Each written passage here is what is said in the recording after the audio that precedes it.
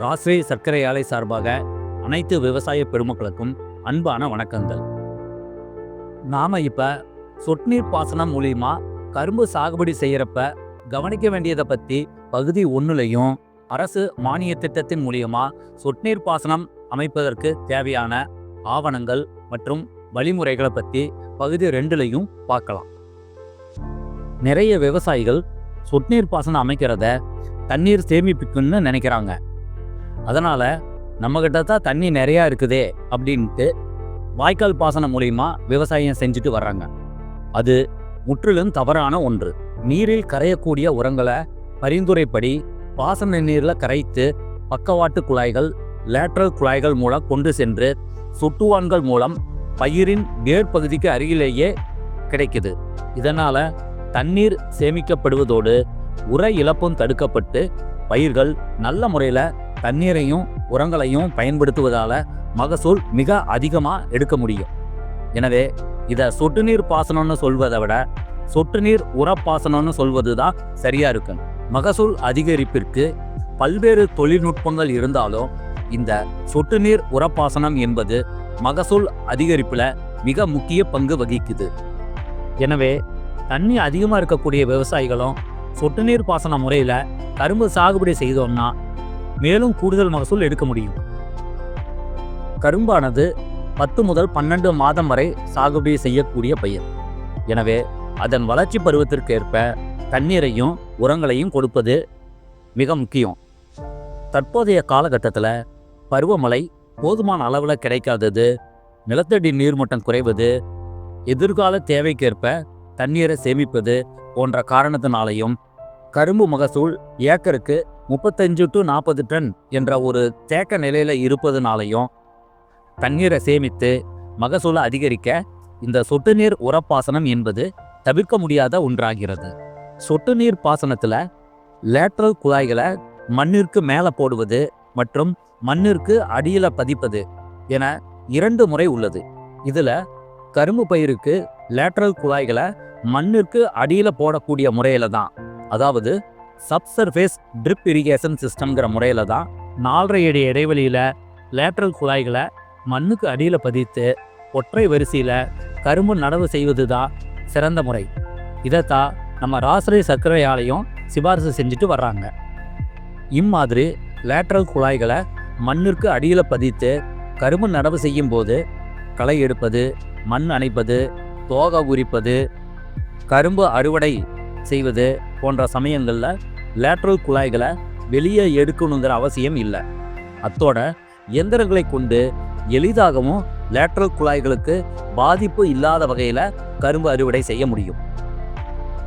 நிலத்தடி சொட்டு நீர் பாசன முறையில் லேட்ரல் குழாய்களை பதிக்க நமது ஆலை பகுதியில் அதற்கான சிறப்பு இயந்திரம் இருக்கு. நிலத்தை நன்கு உழவு செய்த பிறகு இந்த இயந்திரத்தை டிராக்டரில் மாட்டி ஓட்டும் போது லேட்ரல் குழாய்கள் தேவையான ஆழத்தில் பதிக்கப்படுவதோடு கரும்பு நடவிற்கான பாரும் தகுந்த இடைவெளியில் எடுக்கப்படுகிறது. சொட்டு நீர் பாசனத்தோட மொத்த அமைப்புலையும் இதயம்னு சொல்லக்கூடியது அதோட வடிகட்டி அமைப்பு தான், அதாவது ஃபில்டர் அசம்பிளி. தண்ணீரில் கலந்து வரக்கூடிய பாசிகள், தூசி, மண் துகள்கள் போன்றவற்றை வடிகட்டி சுத்தமான தண்ணீரை லேட்ரல் குழாய்கள் மூலமாக பயிருக்கு அனுப்ப கிணற்று பாசனம்னா மணல் வடிகட்டியை பயன்படுத்தணும். போர்வெல் பாசனம்னா ஹைட்ரோசைக்ளோன் ஃபில்டர், அதாவது நீர் சுழற்சி வடிகட்டியை பயன்படுத்தணும். மணல் வடிகட்டி அல்லது நீர் சுழற்சி வடிகட்டிக்கு அடுத்ததா நுண்ணிய மண் துகள்கள் மற்றும் அழுக்குகளை வடிகட்ட டிஸ்க் ஃபில்டர், அதாவது தட்டு வடிகட்டியை பொருத்தணும். வடிகட்டின தண்ணீரில் உரத்தண்ணீரையும் கலந்து விட மணல் வடிகட்டி அல்லது நீர் சுழற்சி வடிகட்டிக்கும் தட்டு வடிகட்டிக்கும் நடுவில் வெஞ்சுரிங்கிற அமைப்பு இருக்கு. இத்தோட தேவையான இடங்கள்ல அழுத்தமானிகள், அதாவது ப்ரெஷர் கேஜ், ஏர் வால்வு, என்ஆர்வி, ஃப்ளஷ் வால்வு, வயல்களுக்கு தண்ணி கொண்டு போகக்கூடிய வால்வு போன்றவற்றையும் சொட்டு நீர் பாசனம் அமைக்கும் போதே பொருத்த வேண்டும். இவை அனைத்தையும் சொட்டு நீர் அமைக்கும் கம்பெனி டீலர்களே உங்களோட வயலின் மொத்த ஏரியா, கிணறு அல்லது போர்வெல்லோட ஆழம், மோட்டார் ஹெச்பி, தண்ணீர் தள்ளக்கூடிய திறன், கிணற்று அல்லது போரிலிருந்து வயலுக்குண்டான தூரம் போன்றவற்றை கணக்கிட்டு ஒரு வரைபடம் தயாரித்து அது போலவே வயல்ல சொட்டு நீர் அமைப்பை ஏற்படுத்தி தருவாங்க. முக்கியமா சொட்டு நீர் அமைப்பு போடுவதற்கு முன்பே உங்களோட பாசன நீர்ல உப்பின் அளவு எவ்வளவு இருக்கு என்பதை பரிசோதனை பண்ணி பார்க்கணும். பாசன நீர்ல உப்பின் அளவு 1.5க்கு கீழே இருப்பது மிக முக்கியம். அதற்கு மேலே இருக்கக்கூடிய வயல்களில் சொட்டு நீர் பாசனம் அமைப்பை போட்டோம்னா உப்புக்கள் சொட்டுநீர் குழாய்களை அடைச்சிட்டு தண்ணீர் சரியா பயிருக்கு கிடைக்காம மகசூல் குறையறதுக்கு வாய்ப்பாயிரும். சொட்டுநீர் பாசனம் அமைக்கும் போதே உங்க வயல்ல எத்தனை வால்வை திறந்து வச்சு தண்ணீர் பாய்ச்சணுங்கிறத ஆலை அதிகாரிகளும் சொட்டுநீர் கம்பெனியோட டீலர்களும் உங்களுக்கு சொல்லுவாங்க. அது இல்லாம அதிகமான வால்வை திறந்து வச்சு தண்ணி பாய்ச்சணும்னா தண்ணி வயலின் எல்லா பகுதிக்கும் சரியா கிடைக்காம பயிர் வளர்ச்சி பாதிப்படையும். இதை தவிர்க்க ஃபில்டர் அசம்பிளிக்கு பக்கத்துல பொருத்தி இருக்கக்கூடிய ப்ரெஷர் கேஜில் இருக்கக்கூடிய அழுத்தத்தை அப்பப்போ கண்காணிக்கணும். அதாவது மணல் வடிகட்டிக்கு உள்ள போகக்கூடிய தண்ணீரோட அழுத்தம் 2 முதல் 2.5 வரலாம் இருக்கணும். மணல் வடிகட்டியிலிருந்து வெளிவந்த தண்ணி தட்டு வடிகட்டிக்குள்ள போறப்ப அதோட அழுத்தம் 1.5லிருந்து 2 வரலாம் இருக்கணும். மற்றும் நம்ம சாகுபடி செய்திருக்கக்கூடிய வயல்களில் கடைசியாக உள்ள வயலில் இருக்கக்கூடிய லேட்ரல் குழாயில் நீரினோட அழுத்தம் 0.8லிருந்து 1 என்ற அளவில் இருக்கணும். இந்த மாதிரி இருந்துச்சுன்னா நம்ம வயலில் இருக்கக்கூடிய எல்லா பகுதிகளையும் சீரான முறையில் தண்ணீர் கிடைக்குது என்பதை உறுதி செய்யலாம்.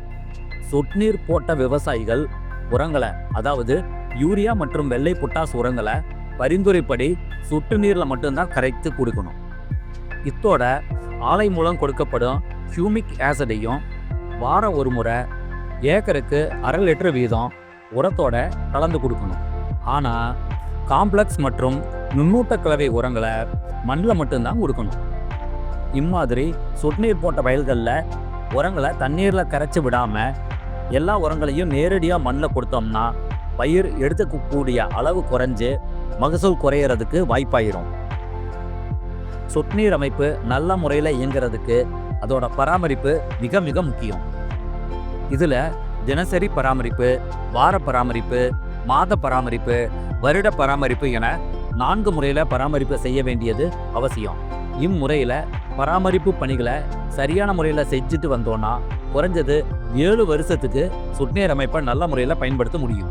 அதே சமயத்தில் மழை பெய்திருந்தா கூட ஒரு நாளைக்கு 10 நிமிடமாவது சொட்டுநீர் அமைப்பை இயக்கணும். இந்த பராமரிப்பு பணிகளுக்கான எல்லா விளக்கங்களும் சிறப்பு உர பரிந்துரையோட அளவுகளும் நமது சர்க்கரை ஆலை மூலமா கொடுக்கப்பட்டுள்ள சொட்டுநீர் உரப்பாசன கையேட்டில் ரொம்ப விளக்கமாக கொடுத்துருக்காங்க. சொட்டுநீர் போடக்கூடிய விவசாயிகள் அந்த கையேட்டில் இருக்கக்கூடியது மாதிரி பராமரிப்பு பணிகளையும் உரத்தையும் கொடுத்து கரும்புல அதிக மகசூல் எடுக்கணும்னு ராஷ்டிரிய சர்க்கரை ஆலை சார்பாக கேட்டுக்கொள்கிறோம். இதில் ஏதாவது சந்தேகங்கள் இருந்தால் நமது சர்க்கரை ஆலை அதிகாரிகள் கிட்ட கேட்டு தெரிஞ்சுக்கலாம். இம்மாதிரி கரும்புக்கு சொட்டு நீர் பாசனம் அமைத்து உரங்களையும் அதிலே கரைத்து விட்டு நமது ராஷ்டிரிய சர்க்கரை ஆலை பரிந்துரைக்கக்கூடிய தொழில்நுட்பங்களையும் கடைபிடித்த முண்டியம்பாக்கம் ஆலை திருக்குனூர் கோட்டம் தென்னவராயன்பட்டு கிராமத்தைச் சேர்ந்த திரு மூர்த்தி ரெட்டியார் அவர்கள் ஏக்கருக்கு 117 டன்கள் எடுத்து 2023-24 வருடம் தமிழக அரசால் நடத்தப்பட்ட பயிர் விளைச்சல் போட்டியில் கலந்துக்கிட்டு முதல் பரிசை பெற்று இருக்காங்க.